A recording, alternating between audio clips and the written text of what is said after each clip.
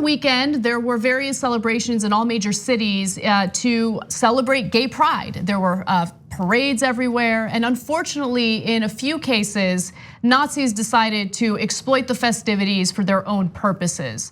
One example would be what happened in Georgia, where police apparently escorted a Nazi group very close to where the festivities were taking place. And there was a lot of backlash on social media as a result of that. So we have a video kind of giving you an example of what the scene looked like. Luckily, from what I've seen in the reports, nothing broke into violence. No one got hurt. But with that said, you see the cops very clearly protecting the Nazis that are trying to provoke the crowd, and it's a little unfortunate. Take a look. How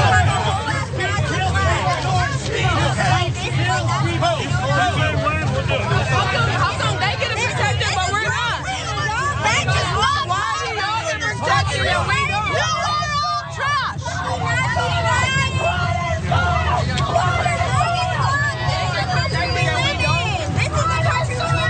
Our police, they should be protecting us. So my mistake, that was actually in Detroit, but something similar happened in Georgia as well, where Nazi protesters showed up to protest gay pride. So here's my thoughts on that. Look, in this country, you get to be a Nazi, and that's not the case in a lot of other countries in Europe. They, for understandable reasons, for example, in Germany, they've banned Nazis and they're not allowed to parade anywhere and they don't get police protection. But we believe in very strict freedom of speech. And so many well-documented cases of Nazi marches, parades, etc., allowed in America. But that doesn't mean you get to have them march anywhere they want, anytime they want.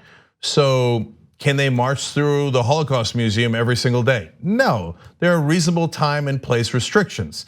So it's a terrible mistake by Detroit to say, oh yeah, you could march on the same day as Pride Day and we'll march you straight up to their entrance. No, that makes no sense at all. You could march the next day, you could march the day before. Maybe you could even march in a different part of town. But remember, the Nazis didn't just kill Jews, they killed gay people, they killed Poles, they killed Roma, and the list goes on. But LGBT community was an enormous victim of the Holocaust.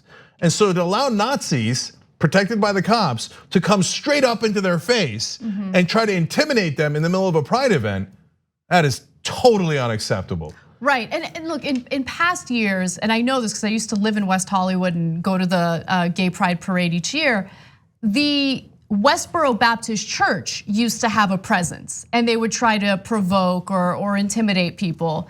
And the reaction that I saw from the parade goers and the people who were celebrating gay pride, they would mock them and make fun of them, and they would be on their way.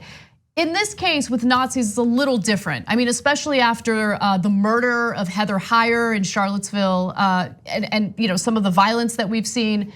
Understandably, people are fearful for their safety, and so I think it was a misstep by police to bring these Nazi protesters right to the entrance of this parade. Yeah, and it encourages an interaction and a conflict that is not going to be productive in any way, shape, or form. It's terrible judgment on that part. On top of that, the neo-Nazis were armed. Right. That's a disaster waiting to happen. I don't know who in their right mind made that decision in Detroit. No, they don't have they have a right to freedom of speech here that is much more expansive than almost any other country, but they don't have no one ever has an absolute right to freedom of speech in the sense that you can't go into the classic example, you can't go into a crowded theater and yell fire because people get trampled. There are reasonable restrictions you can do for people's safety, including having two marches that don't agree with each other, are historically violently opposed, have one of them be armed and protected by the cops and march right into the pride event of the other. I almost can't think of a worse example of decision making for the government involved there. By the way, the neo-Nazis weren't just against gay people. One of them took out an Israeli flag and urinated on it. Right. And lastly, to Anna's point, these are not normal times. When the Nazis marched in Skokie, people were very upset, and understandably so. Everybody's always upset when they march. But back then, they were still a curiosity, a small, trashy part of society, okay? you didn't see a lot of executives in the Nazi marches, okay? It's guys who are down and out and kind of leading disastrous lives, who are looking for meaning in all the wrong places. Unfortunately, that's not today. Today, they're empowered and they're allowed to march through the streets and run people over. I mean, that person got prosecuted, but that happened. We know that. There's a lot of talk from Republican politicians and Donald Trump that seems to encourage these folks. And so when they are rising up as a real force, political force in America, rather than a small side note, you've got to be even more careful. That doesn't mean you take their rights away, but you should be more careful about what is reasonable in time and place restrictions, especially in a context like this. I mean, what's the next thing? So are they gonna go up to a Jewish march and are we gonna march them right through the middle of the Jewish march? Yeah, right? In today's climate, yeah, based on what we've seen so far. And really, by the way, there isn't that much difference between those two. Both the LGBT community and the Jewish community were massacred, murdered in the middle of the Holocaust by the Nazis. So just an absolutely disastrous decision. Like what you see? Click the subscribe button below and don't forget to ring the bell to never miss another video from the Young Turks.